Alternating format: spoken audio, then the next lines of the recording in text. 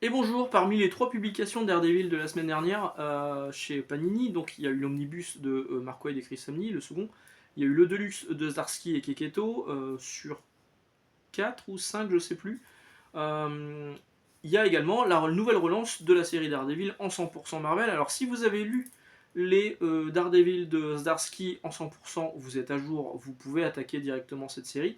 Si vous lisez les Daredevil de Zdarsky en deluxe, vous n'êtes pas du tout à jour. Donc n'achetez pas celui-ci tout de suite. À tous les coups, Panini à un moment va faire un deluxe pour annoncer la suite du run de Zdarsky. Scénarisé cette fois par Saladin Ahmed. Marvel a dû se dire, Saladin Ahmed, il a fait quand même un excellent travail sur Miles Morales.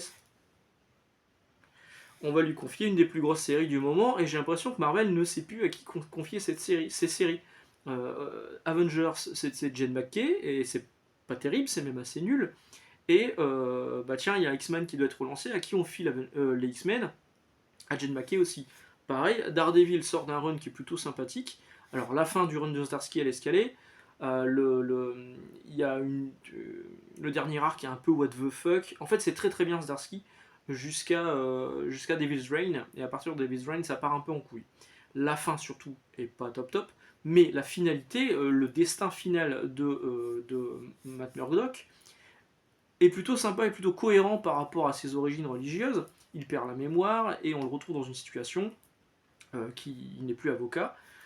Il ne sait plus qu'il était Daredevil, et donc il est dans cette situation-là à la fin du round de Zdarsky.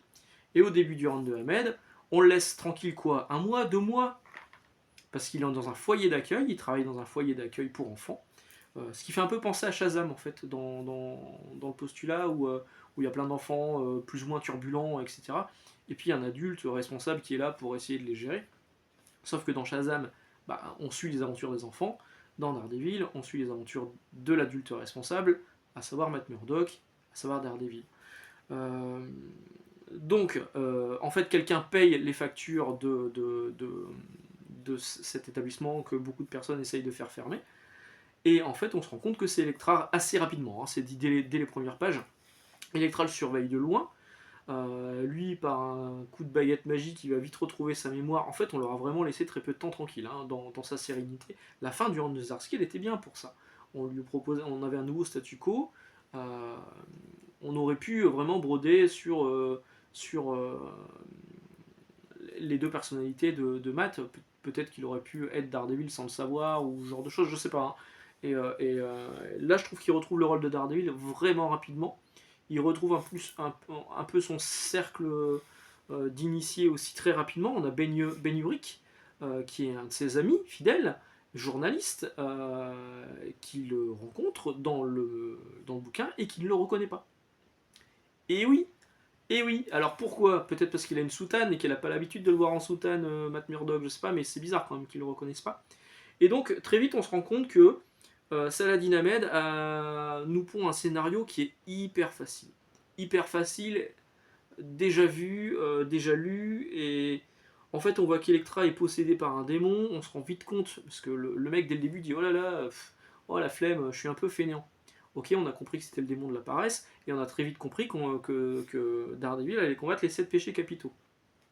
Ça tombe bien, il y en a 3 dans le premier tome. 3 dans le premier tome, sauf qu'aux États-Unis, on arrive au numéro 12, 13 ou 14, je ne sais plus, et c'est toujours pas résolu ces histoires-là. D'après ce qu'on m'a dit, hein, moi j'ai pas lu en VO. Du coup, ça traîne un petit peu en longueur. Alors je me suis dit, bon, les 7 péchés capitaux, c'est des démons. Si je devais essayer d'imaginer qui est derrière tout ça, je dirais que c'est Mephisto ou Blackheart, son fils, Blackheart qui apparaissait dans le run de Non-Senti et de Romita Junior. D'ailleurs, Romita Junior signe les couvertures de cette nouvelle série Daredevil, c'est l'un des trucs que je trouve plutôt sympa, même si Romita Junior, on aime ou on n'aime pas, moi j'aime bien, mais je trouve que c'est des couvertures qu'on a un peu déjà vues, hein. Il fait comme Rob Liefeld. En fait. Cette couverture, moi j'ai l'impression de l'avoir déjà vue, mais avec Spider-Man à la place. Et donc ça va être quoi après les 7 péchés capitaux? On va nous appeler les chevaliers du Zodiac, les 12 chevaliers d'or du Zodiac qui seront là. Remarquez, il y a déjà le Zodiac, hein, qui existe chez Marvel. Un groupe de super vilains basé sur chaque signe astrologique, mais qui ont été surtout utilisés dans les Avengers, c'est pas tellement ailleurs. Parfois dans Captain America aussi, je crois. Et c'est un truc que moi j'aimais bien, moi, quand j'étais gamin, le Zodiac. Mais on le voit surtout quand on découvre que le Scorpion, le chef du Zodiac, c'était Nick Fury. Et oui, je viens de vous spoiler. Haha, vous l'avez pas vu venir ça. Bref, ça date d'il y a longtemps, c'est bon, il y a prescription. Alors donc, ce Daredevil, c'est un scénario fainéant. Je me dis ça vaut pas. On a eu pire. On a eu bien pire en Daredevil. Je pense au run de. C'était qui Le mec qui avait pris la suite juste après. C'était avant Bendis. Et c'était juste après Kevin Smith. Je sais plus qui c'était, mais c'était pas terrible. C'était avec le Jester. Bref. Bon, c'était pas terrible. Mais il y a eu d'autres parties aussi de Daredevil qui étaient beaucoup moins bonnes. Donc, grosso merdo, c'est pas nul. On a eu pire, mais c'est pas non plus très bon. C'est pas un truc que je vais vraiment recommander. Et puis surtout pour démarrer, c'est pas fou. Alors ça, c'est une chose. Pour le scénario, il est clairement pas fou. Il se lit, bon, pas vraiment sans déplaisir, mais on n'en gardera pas un souvenir impérissable. Moi, je l'ai surtout pris là, parce que c'était Aaron Kuder au dessin. Aaron Kuder, c'est un dessinateur que j'aime bien, que je trouve parfois un peu trop rare. Et en fait, il est tellement rare qu'il dessine sur les 5 épisodes qu'il y a là-dedans, il y en a 5. Hein, il dessine 2 épisodes et demi. Le premier épisode, il est un peu plus long qu'un numéro classique, et ben, on a des très belles pages de Aaron Kuder, et ça fait vraiment plaisir. Hop là. Electra qui est ici. Il y a vraiment des pages qui sont très bien, qui sont vraiment très cool. Mais très rapidement, dès le 3e épisode, au milieu du 3e épisode, boum, il est remplacé par. Je l'ai noté. Enfin, je l'ai noté, c'est noté à l'intérieur.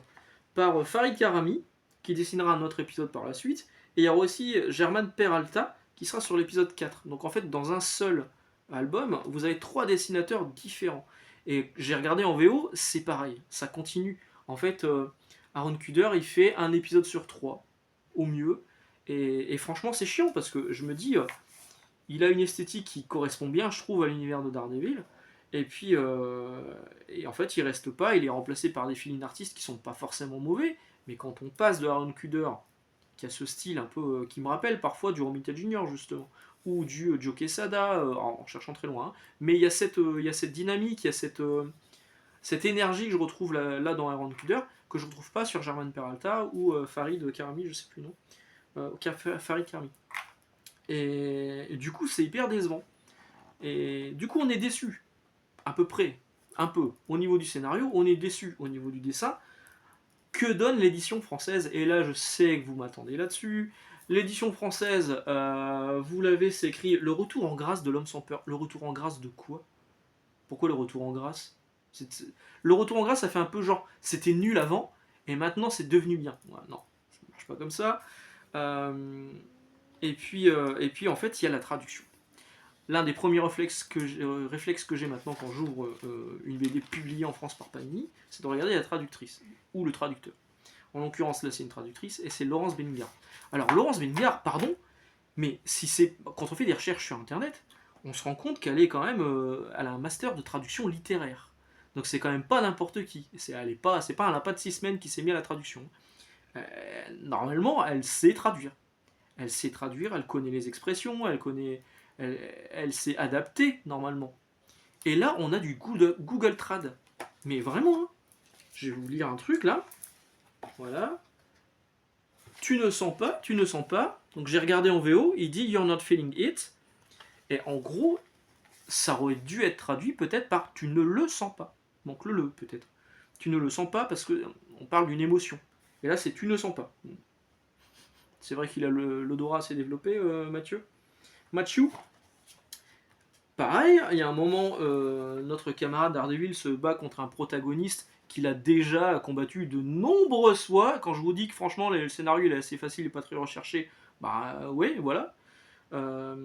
Et donc il y a un mec qui se prend un truc, un espèce de couteau dans la tronche, et Daredevil dit Faris a reçu, mais survivra. Il a reçu. Qui dit ça? Qui dit ça? Genre, je vous mets une tarte dans la tronche, ah t'as reçu. Non, c'est débile. C'est débile. C'est de la traduction Google Trad. Et donc, je vous en parlais dimanche. Moi, je me demande vraiment si. Y a... Normalement, il y a un relecteur chez Panini. Moi, il y a un mec qui m'avait dit chez Macma, il y a un relecteur. Et quand on fait des traductions pour Panini, il y a un relecteur. Donc, normalement, il y a des relecteurs. Mais là, soit le traducteur et le relecteur se foutent de la gueule de Panini, empochent l'oseille, sans faire aucun effort, soit Panini est vraiment trop con parce qu'il ne se rend pas compte que ce qu'ils traduisent en français, bah, c'est limite pas du français. C'est incompréhensible. C'est incompréhensible. C'est qui le plus con dans l'histoire? Ouais, est-ce que Panini n'est pas victime de leur propre traducteur? Je pose la question.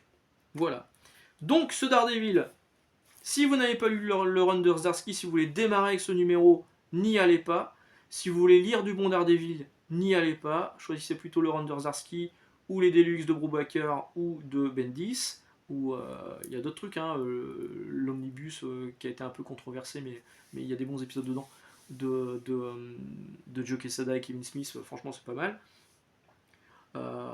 Ça c'est juste mouais sans plus, mais avec une traduction qui est assez honteuse, un prix bon je crois que c'est 19 €, donc ça va encore, il y a 5 épisodes, Panini a déjà fait bien pire, on a vu bien pire chez d'autres éditeurs aussi, mais voilà, faut pas y aller si vous voulez démarrer Daredevil, même si c'est un numéro 1.